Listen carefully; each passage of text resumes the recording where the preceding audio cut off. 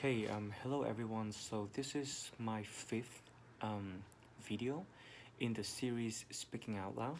I just named it Speaking Out Loud because, well, in this series, I'm going to read out loud an article that I find interesting online.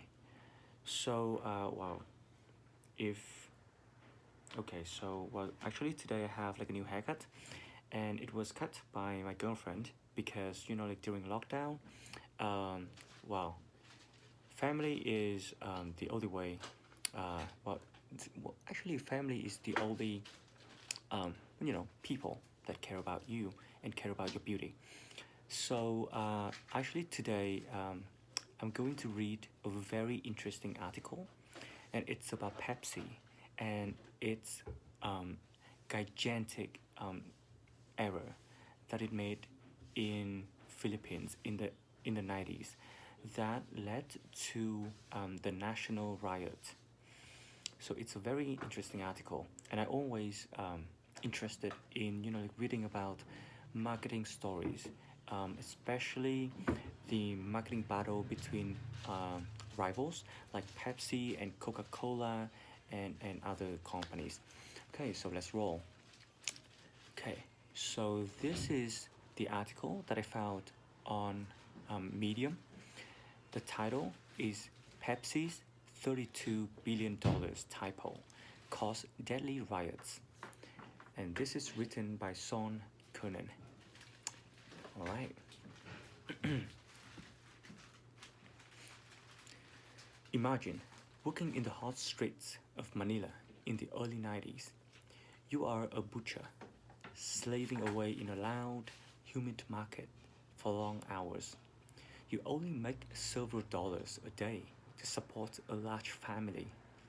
One evening, you are holding a Pepsi bottle in your hand. On it is a number, and you bought several of these sodas in hopes of winning a big $40,000 giveaway at the end of the promotion. And this money could change your family's life. It is a mountain of earnings in a world of limited opportunities. You watch as Pepsi begins reading off the winners on TV, like just like the lottery. Suddenly, you realize you've won. Incredulous, you quadruple check your numbers. The number is accurate. Your heart begins racing as you rush to call your wife and kids.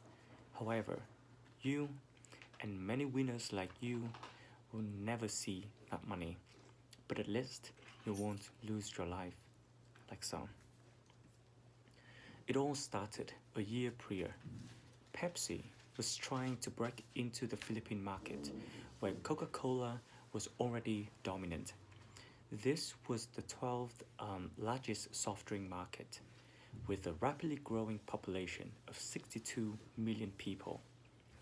The economy was weak, lots of people struggling to make ends meet, tens of millions work in rice fields and other physically demanding, low paying jobs. Pepsi executives decided to do a promotional campaign that promised to have lots of payouts. Each Pepsi bottle cap would have a number that correlated to a prize that would be announced. There were there will be lots of small winners and then two huge winners of $40 each. One massive problem that they made. Pepsi hoped the allure of prize money could convert many of the low income Coke drinkers. They, strategic, they strategically planned to give out a total of $2 million in prizes.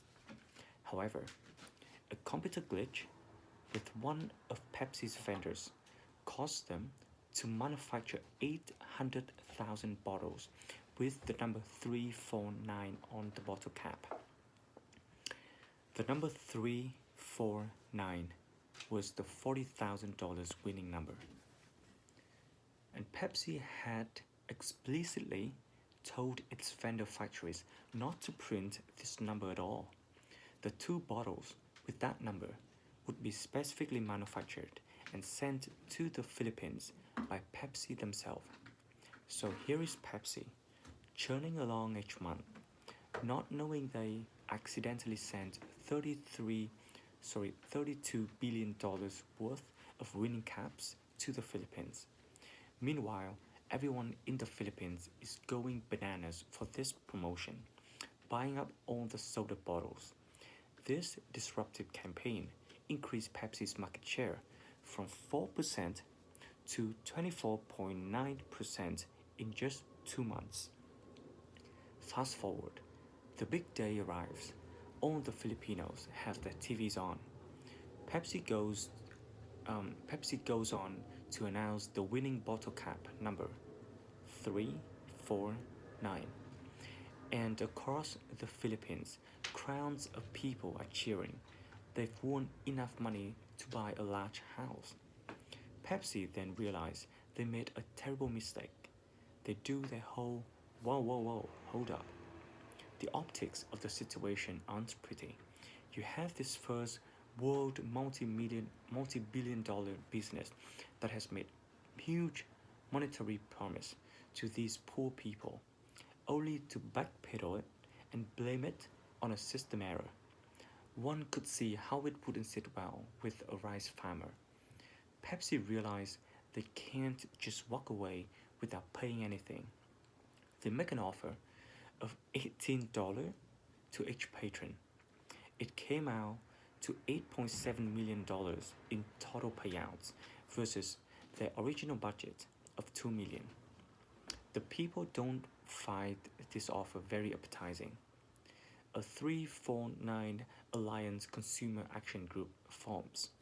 They begin protesting across Manila in front of government buildings as well as Pepsi's local headquarters. Things start to get more violent. Then full-blown riots break out. More than 30 Pepsi trucks are firebombed in the process. Then the situation escalates even more. Police are called and rioters begin fighting them, throwing rocks.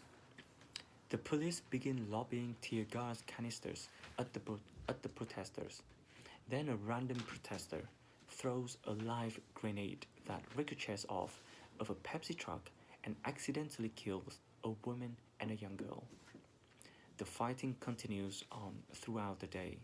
By the end of all the carnage, 5 people die and dozens more are wounded, all because of a marketing promotion went wrong. Following all of this, Pepsi faced thousands of court claims that it had to work through in the following years.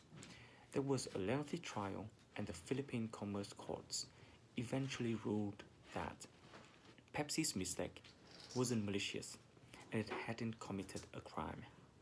At the end of everything, Pepsi's total combined losses between physical, legal, and brand equity would top $20 million.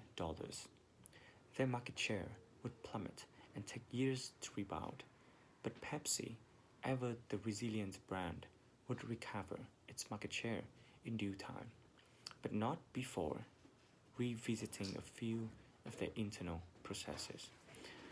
Well, this is a very, you know, it's a very informative article that give us a very good overview about the incident that, like a huge company can, that a huge mistake that a multi-billion company can make.